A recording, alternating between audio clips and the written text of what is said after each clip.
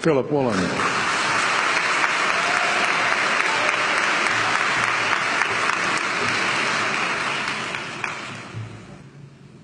King Lear, late at night on the cliffs, asks the blind Earl of Gloucester, "How do you see the world?" And the blind man Gloucester replies, "I see it feelingly. And shouldn't we all?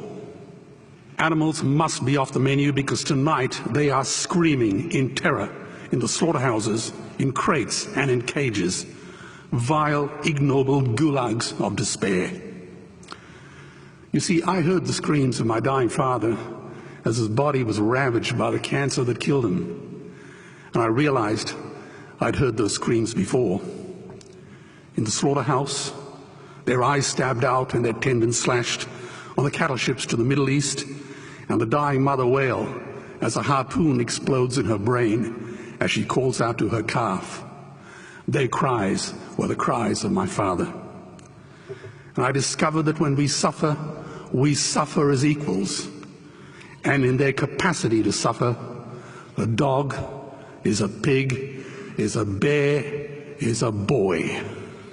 Meat today is the new asbestos, more murderous than tobacco. CO2, methane and nitrous oxide from the livestock industry are killing our oceans with acidic, hypoxic dead zones. 90% of small fish are ground up into pellets to feed to livestock. Vegetarian cows today are the world's largest ocean predators. The oceans are dying in our time. By 2048, all our fisheries will be dead, the lungs and the arteries of the earth. Billions of bouncy little chicks are ground up alive simply because they are male. Only 100 billion people have ever lived. 7 billion people live today. And yet we torture and kill 2 billion sentient living beings every week. 10,000 entire species are wiped out every year because of the actions of one. And we're now facing the 6th mass extinction in cosmological history. If any other organism did this, a biologist would call them a virus. It is a crime against humanity of unimaginable proportions. But happily, the world is changing. 10 years ago, Twitter was a bird sound. www was a stuck keyboard. Cloud was in the sky. 4G was a parking space. Google was a baby's burp. Skype was a typo. And Al-Qaeda was my plumber. Victor Hugo said, "There is nothing more powerful than an idea whose time has come." Well, animal rights today is now the greatest social justice issue since the abolition of slavery. Do you know there are over 600 million vegetarians in this world? And that is bigger than the United States, England, France, Germany, Spain, Italy, Canada, Australia, New Zealand, all put together. If we were one nation, we would be bigger than the 27 nations of the European Union. Can you believe that? And despite this massive demographic footprint, we are still drowned out by the raucous hunting, shooting, killing cartels who believe that violence is the answer when it should not even be a question. Meat kills animals, kills us, and is killing our economies.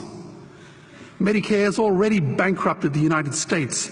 They will need $8 trillion invested in Treasury bills just to pay the interest, and they have precisely zero.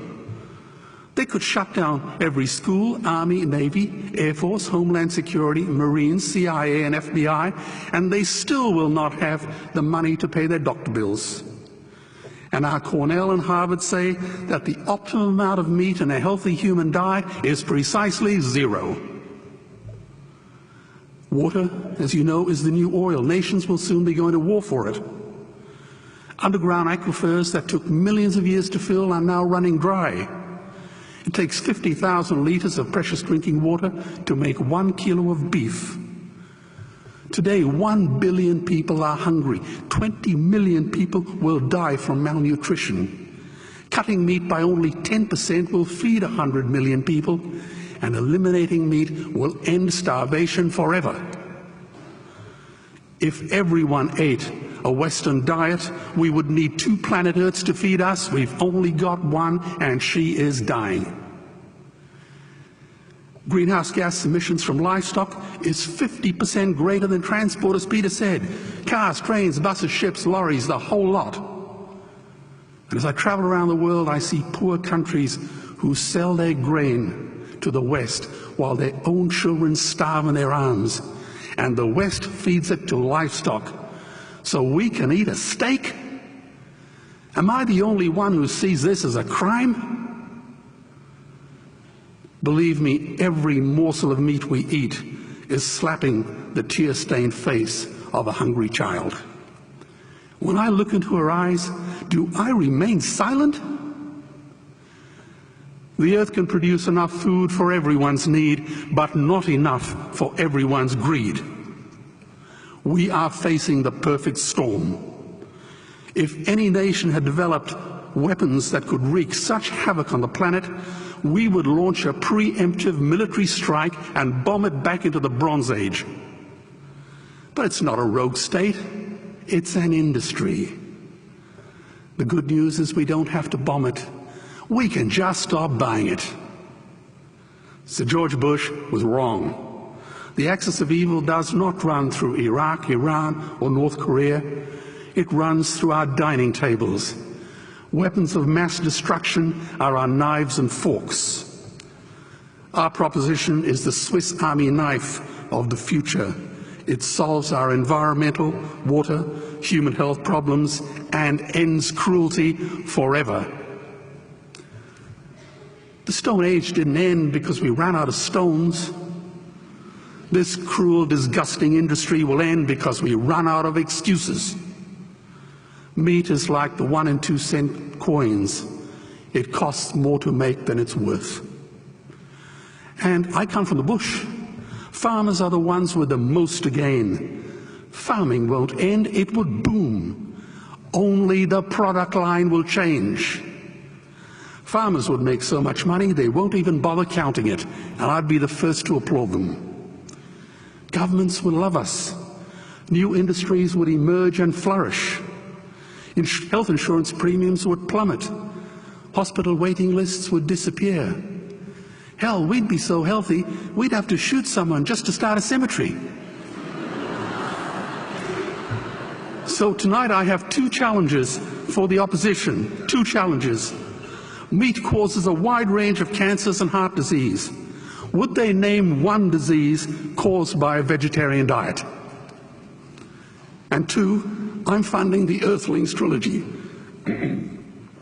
If the opposition is so sure of their ground, I challenge them to send a copy of the Earthlings DVD to all their colleagues and all their customers.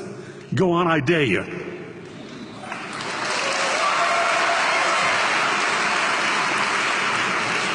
Animals are not just other species, they are other nations, and we murder them at our peril.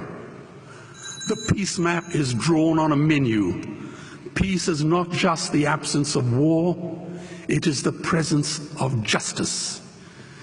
Justice must be blind to race, color, religion, or species.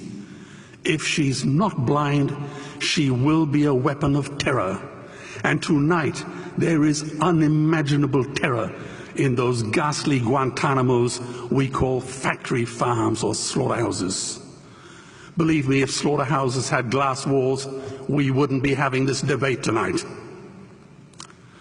You see, I believe another world is possible. And on a quiet night, I can hear her breathing. Let's get animals off the menu and out of these torture chambers. Please vote tonight for those who have no voice. Thank you.